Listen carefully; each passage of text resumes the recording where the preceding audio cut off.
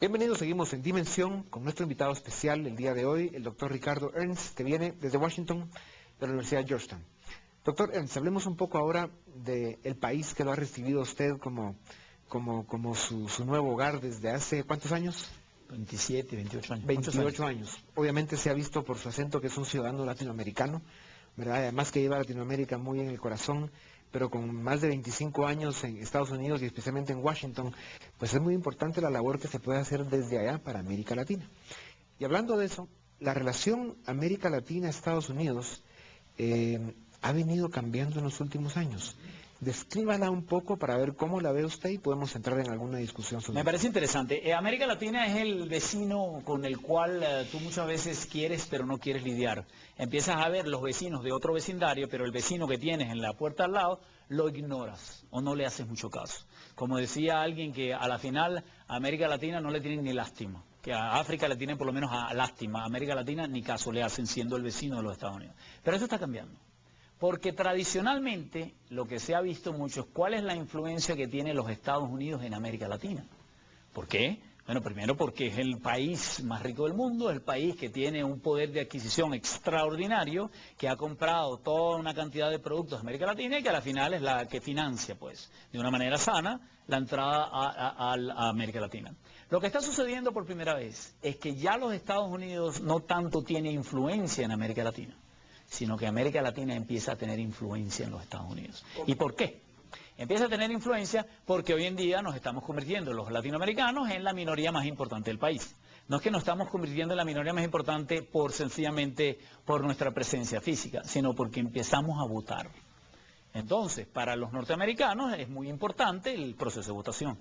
Y en el momento en que los latinoamericanos, que tienen una presencia tan importante en los Estados Unidos, votan en ese mismo proceso, pues estás hablando hoy en día de la ley migratoria, estás hablando hoy en día de cómo manejamos a Latinoamérica, cómo se maneja el idioma español. Fíjate que por mucho tiempo hubieron estados en que sencillamente hablar español era una cosa mal vista. Hoy en día ya, si vas a Miami, pues en la Florida el español, digamos, casi es el idioma nacional, el idioma del Estado. Pero en realidad lo importante de este proceso es que la presencia de los latinoamericanos en los Estados Unidos está haciendo una huella importante. Está haciendo una huella importante que ya cada vez más se toma en cuenta desde la perspectiva política por la influencia que tienen, no solamente porque muchos de ellos ya tienen cargos políticos importantes, sino porque muchos de ellos, si no la gran mayoría, ya votan. Sí. Y al votar ya tienen esta influencia. Y además de la, digamos, la colonia latinoamericana en Estados Unidos, se ha venido viendo que otros grupos sociales del mundo han venido creciendo también. En 2011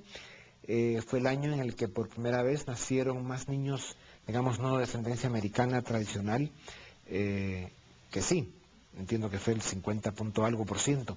Esto empieza a indicar esa tendencia en que Estados Unidos va a tener una mayoría formada por todas las minorías humanas y que los americanos tradicionales pues eventualmente serán una gran minoría. Esto cambia radicalmente la forma de visualizar y de en un momento dado dirigir los Estados Unidos. ¿Cómo puede cambiar Estados Unidos? Lo cambia de la manera donde más duele, bien entendida, en el consumo. En el consumo, porque empiezas a ver que las grandes compañías multinacionales como Procter & Gamble, Coca-Cola y todas aquellas que venden productos de consumo masivo, tienen que empezar a entender cuál es el gusto del latinoamericano.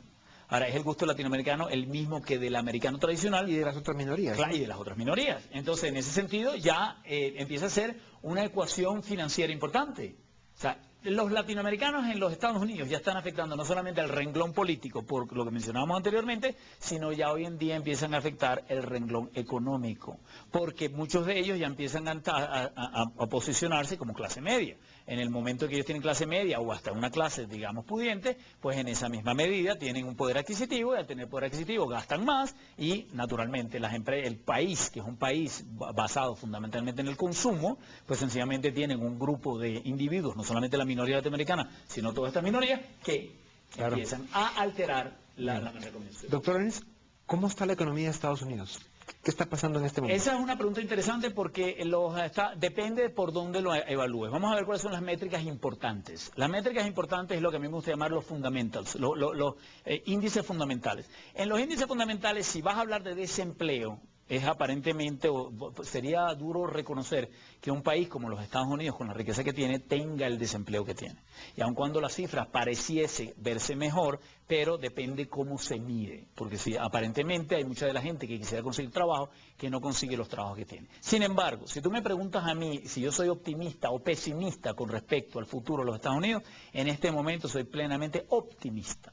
Yo creo que los Estados Unidos está canalizado, hemos pasado una recesión importante o una crisis financiera importante en el 2008, pero ya los cimientos de una sociedad económica basada en el consumo como la norteamericana ya empieza a destapar. Las empresas norteamericanas tienen mucha liquidez, esa liquidez ya empieza a salir a la calle, ya hay cierta, digamos, confianza. Una confianza que depende con quién hablas y a quién se la preguntas, el péndulo empieza a moverse. Pero volviendo a mi teoría de los péndulos, creo que el péndulo económico norteamericano, que pasó un susto yéndose a esta recesión, viene de vuelta y creo que ya estará encaminada hacia una... O sea, la maquinaria económica norteamericana está de regreso y trae buenas noticias. Creo que hay coincidencia por todos lados en este tema. ¿La ley de migración se va a aprobar? Bueno, en la medida en que no politicen demasiado el proceso, es una realidad que tiene que pasar. Lo que pasa es que, desafortunadamente, se politizan muchas de las decisiones y a la final, si domina el factor político, no sucede. Si logramos que se despolitice y se logre evaluar desde una perspectiva objetiva, pasará la ley.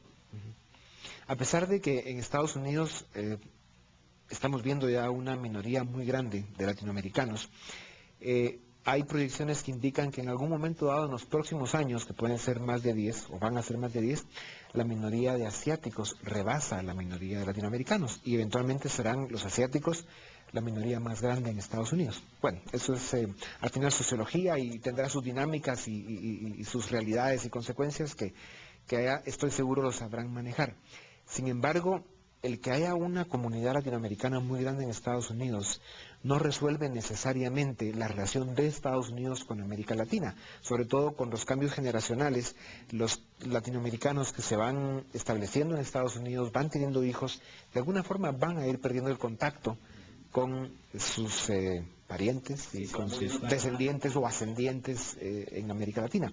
Entonces, ¿cómo se va a ir definiendo la relación entre Estados Unidos y América Latina, tomando en cuenta que países como México o Brasil, que van por muy buen camino, van a ser potencias económicas en el mundo todo? Yo creo que la reconciliación es importante, la reconciliación geopolítica, a eso voy. Entonces, tú tienes que ver cuáles son los players, cuáles son los verdaderos participantes en este juego. Entonces, no podemos aislar los Estados Unidos de América Latina sin hablar de China y hablar de Europa. Entonces yo creo que en la medida en que los chinos, que están tomando un rol bastante importante en América Latina, entonces en esa misma medida pues los Estados Unidos van a empezar a meterse más en América Latina. Primero porque es el vecino, o sea que cuando te empieza la casa del vecino, empieza a haber demasiada fiesta, más de la cuenta, tú quieres ver qué es lo que está pasando. Y segundo, que es una realidad en la cual es un mercado de consumo.